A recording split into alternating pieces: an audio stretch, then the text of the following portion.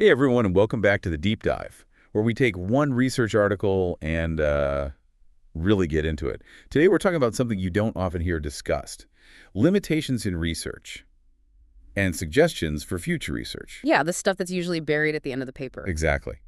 But trust me, it's more interesting than you might think.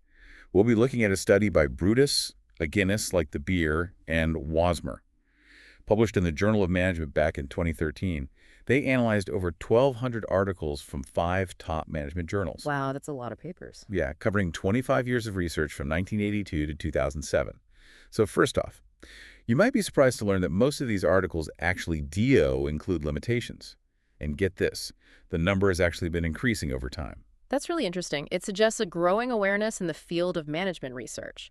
Researchers are becoming more transparent about the inherent limitations of their work, which is a good thing. It pushes us towards more rigorous and impactful research. Now, I've definitely skimmed over those limitations sections before. What makes management research so different in this regard? That's a great question. Compared to something like the natural sciences, management research often deals with very complex systems: human behavior, organizational dynamics, constantly shifting market forces. Probably so much going on. It makes it much harder to establish clear cause and effect relationships compared to, say, measuring the properties of a chemical compound in a controlled lab environment. I see what you mean. So it's kind of apples and oranges. The study looked at the types of limitations most commonly reported. And it looks like internal validity limitations were the most frequent. Internal validity. Yeah, especially issues around causality. Yes. Then we have external validity, how widely applicable the findings are. And then construct validity, which is all about how well the measurements actually capture the concepts they're supposed to. Right. Those are all big challenges in management research. I mean, think about it. Trying to prove a direct cause and effect link between a specific management practice and employee performance when you have so many other variables at play. It's got to be tough. And then there's the question of whether findings from one company or industry will translate to another. Which is where external validity comes in. It makes you wonder if researchers are becoming more aware of these limitations over time. This study did mention some interesting trends, right? Absolutely. One striking finding is the significant increase in reported limitations related to internal validity. They actually tripled between 1982 and 2007. Wow, tripled. But it's not that research has gotten worse at establishing causality. It's actually a sign of progress. Wait, hold on. So more limitations actually means the field is improving. In a way, yes. As the field has matured, it started tackling more ambitious questions, exploring the interplay of different levels within organizations, from individual employees to teams to the overall structure. And this complexity leads to a greater awareness of the limitations in pinpointing cause and effect relationships. Take fields like business policy and strategy or organizational theory, for example. They're dealing with these really complex multi-level issues, and acknowledging the limitations of their methods. It shows their intellectual honesty and a real commitment to doing rigorous research. That's a great point. It's not about admitting defeat. It's more about pushing the boundaries of what we can know. While staying grounded in reality. Exactly. And the study found a strong correlation between the research methods used and the limitations acknowledged. So it's not just a generic disclaimer. Researchers are really reflecting on the strengths and weaknesses of their approaches. So it's not just lip service. It's meaningful reflection. And we often talk about limitations and future research directions together.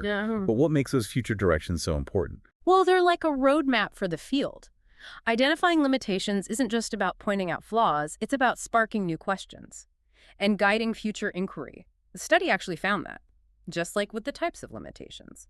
Future research suggestions often focused on those same issues of internal, external, and construct validity. Makes sense. A cycle of continuous improvement. Right. But here's where things get really interesting.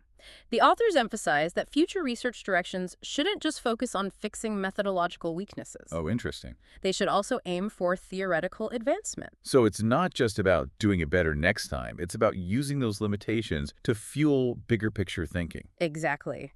Using the limitations to spark new ideas, explore different theoretical perspectives, challenge existing assumptions. That's fascinating. It's almost like those limitations can be a source of creative inspiration, showing us where the boundaries of our knowledge are and challenging us to push past them. And it's worth noting that this focus on theoretical advancement wasn't always so prevalent. Back in the 80s, future research directions were often very narrow, tied to the specific limitations of that one study.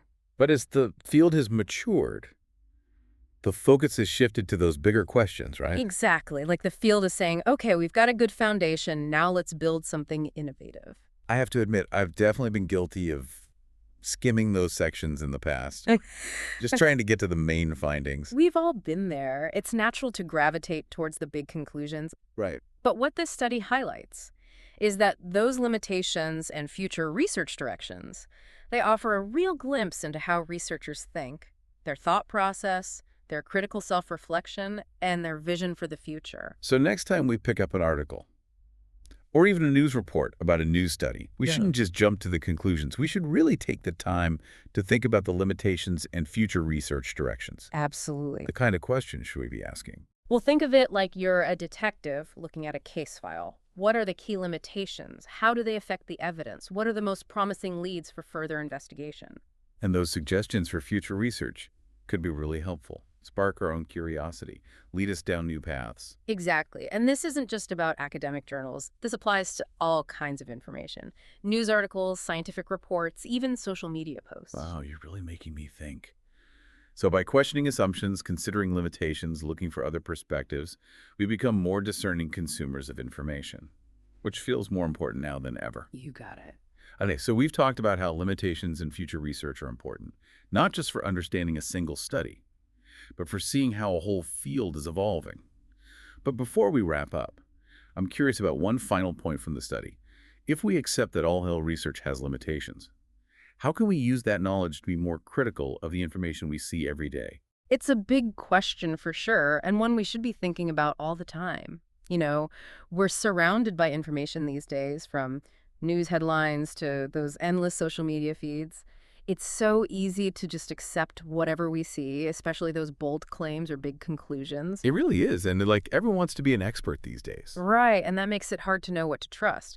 But if we take a moment to remember that every bit of information comes with its own context, its limitations, even potential biases, well, that can help us be a little more discerning. So instead of just taking everything at face value, we should stop and ask ourselves, hold on, what are the limitations here? What am I not seeing? Are there other points of view that aren't being considered? You got it. That's what it's all about, having a healthy skepticism, being willing to challenge those assumptions, wanting to see different perspectives. And it's not just about being critical, it's about being curious. Those limitations can be frustrating, but they can also be pretty exciting. Oh yeah, how so? Well, they point to what we don't know yet, to those unanswered questions, the things we still need to explore. So limitations are actually an invitation to keep asking questions. Absolutely. And when we embrace that curiosity, we don't just become more informed, we become active participants in the search for knowledge. This has been a really eye-opening deep dive. I think we've all learned that limitations in research aren't just weaknesses to ignore. They're valuable pieces of the puzzle that help us understand the research itself and its impact on the field. So next time you come across a research article or even just a headline that makes a big claim, remember to pause and ask yourself, what are the limitations? Because when we acknowledge the limits of what we know, it opens a whole world of possibilities, of questions waiting to be answered and discoveries waiting to be made. Thanks for joining us on the deep dive. Until next time, keep exploring, keep questioning, and keep diving deep.